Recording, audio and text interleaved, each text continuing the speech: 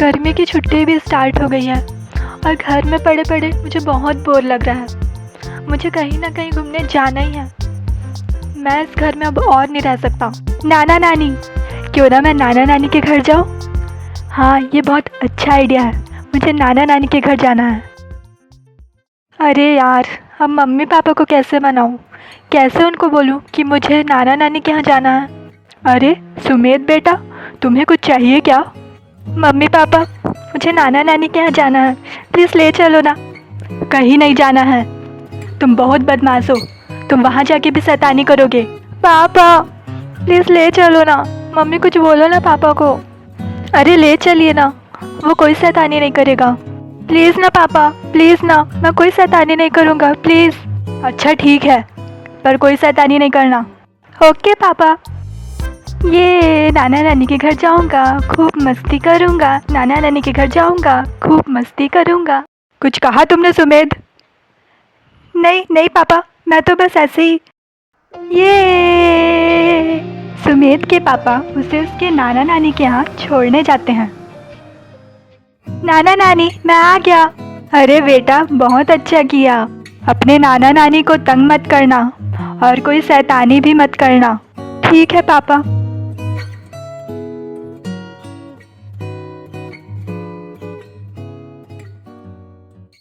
सुमेध गाय के लिए हरे घास लेकर आता है। अरे गाय, तुम ये घास क्यों नहीं खा रही? ये मैं तुम्हारे लिए लेकर आया हूँ, खाओ ना। अब आएगा मज़ा। सुमेध के वहाँ से जाने के बाद गाय अपना चारा खाने लगती है और जब सारी भेड़ें अपना चारा खाने के लिए चले जाते हैं, तब सुमेध उस बाड़े में आकर वहाँ पर कीचड़ फैला देता है। अब आएगा मज़ा। और जब भेड़ वापस आते हैं तो उस कीचड़ में सारे के सारे फिसल कर गिर जाते हैं। उस चारे में बहुत से काटने वाले कीड़े होते हैं जो गाय को बहुत परेशान करते हैं। ये हट जाओ सामने से। अरे छोटी भेड़, मेरे रास्ते में क्यों आ रही हो? अरे मुर्गी, कुचल जाओगी। अरे गाय, थोड़ी जल्दी चलो। गाय, तुम घास चरने क्यों नहीं चल रही हो? चलो चलो चलो। अरे ये भेड़ों को क्या हुआ? आज तो मैं खुद अंडे लाकर उससे ऑमलेट बनाऊंगा। चलो जल्दी से ले लेता हूँ, इससे पहले कि मुर्गी आए।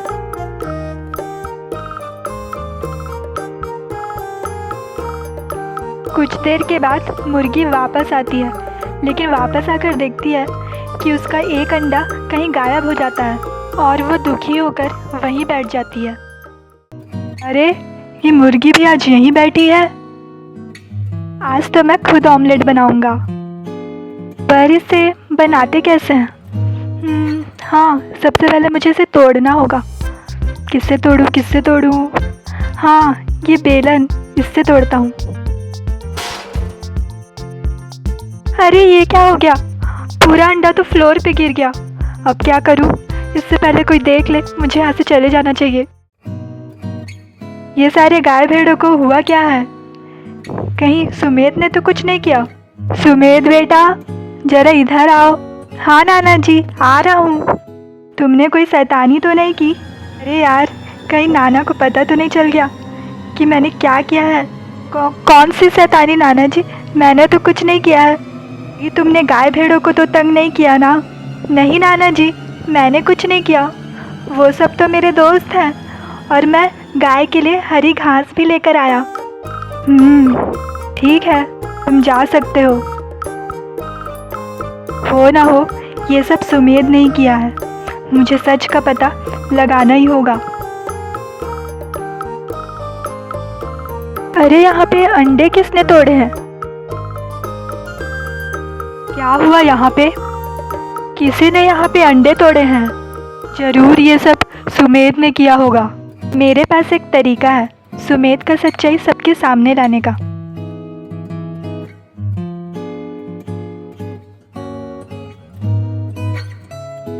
क्या हुआ बेटा, तुम खाना क्यों नहीं खा रहे हो? नानी, मेरे दूध और अंडे कहाँ हैं? आपको पता है ना कि मैं खाने में दूध और अंडे भी खाता हूँ। गाय ने चारा खाना छोड़ दिया है, इसलिए वो दूध नहीं दे रही है और मुर्गी उसने भी अंडे देने बंद कर दिए हैं, इसलिए अब से हम तुम्हें दूध और अंडे नहीं दे पाएंगे। ये सुनकर सुमेध उदास हो जाता है। इसके बाद सुमेध सोने के लिए अपने कमरे में चला जाता है। सोते वक्त सुमेध को डरावने सपने आते हैं। अरे बिल्ली, तुम कहाँ जा रही हो? रुको।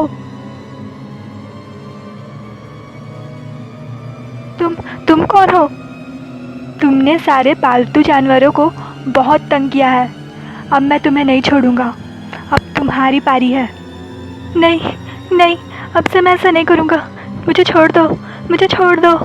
डर से सुमेध की नींद खुल जाती है और वो फ़ौरन जाग जाता है। और फिर सुमेध को समझ आता है कि वो एक सपना देख रहा था। और तभी सुमेध को दीवार पर एक परछाई नज़र आती है। वो परछाई देखकर सुमेध बहुत डर जाता है।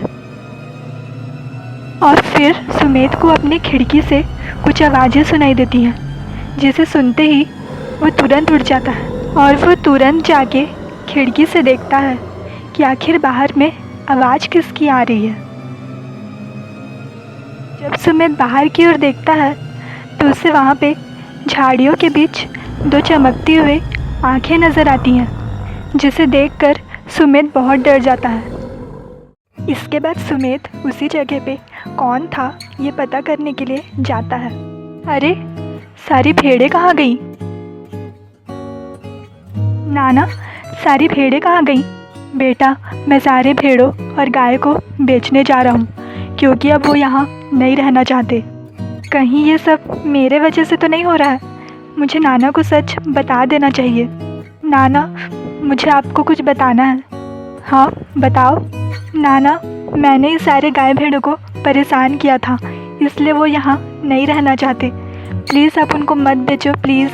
अब से मैं उन्हें परेशान बिल्कुल नहीं करूँगा। मुझे पता था सुमेध, ये सब तुमने ही किया है, और सच का पता लगाने के लिए ही मैंने तुमसे झूठ बोला।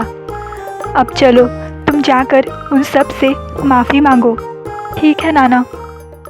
जैसे ही सुमेध बाड़े में पहुंचता है तो उसे वहां एक लोमड़ी नज़र आता है, जो उसी की ओर बढ़ने लगता है। उसे देखकर डर के मारे सुमेध के पैर वहीं जम जाते हैं और वो डर के मारे वहीं गिर जाता है और किसी को चिल्ला भी नहीं पाता।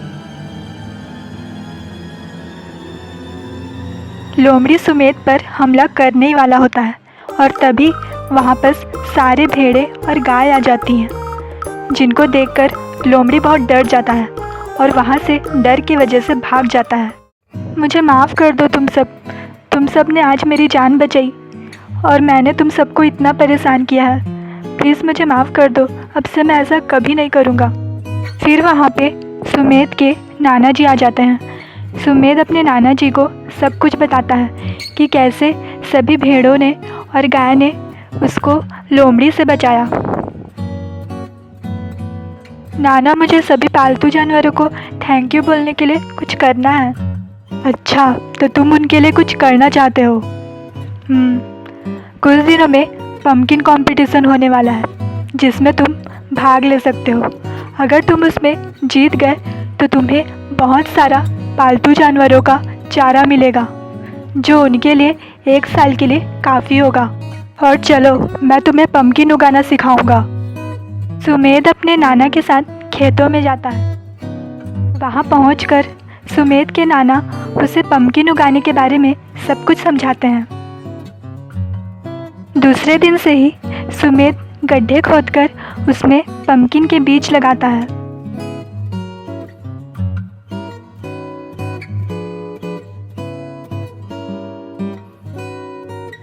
उसके बाद सुमेध पम्पकिन के बीजों को पानी देता है और इस तरह देखते ही देखते पम्पकिन के पौधे उग जाते हैं और उसमें पम्पकिन भी फल जाते हैं और उसमें से एक पम्पकिन आकार में काफ़ी बड़ा हो जाता है।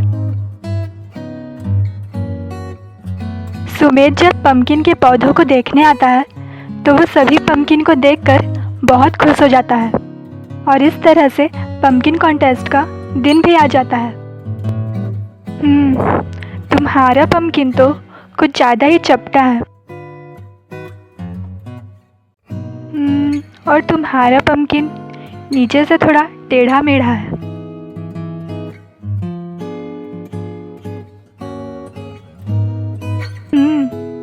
आपका पम्पकिन ठीक है, पर इसे थोड़ा बड़ा भी होना था। और आपका पम्पकिन लंबा तो है, लेकिन थोड़ा चौड़ा भी होना था। तो दोस्तों, अब पारी है रिजल्ट की। हमें हमारे दूसरे और तीसरे विनर मिल चुके हैं। अब देखना है कि पहला विनर कौन बनता है। रुकिए सर, मुझे भी इस कंपटीशन में भाग लेना है। हाँ, तुम ले सकते हो भाग, पर उसके लिए तुम्हें हमें अपना पम्पकिन दिखाना होगा। ये लीजिए।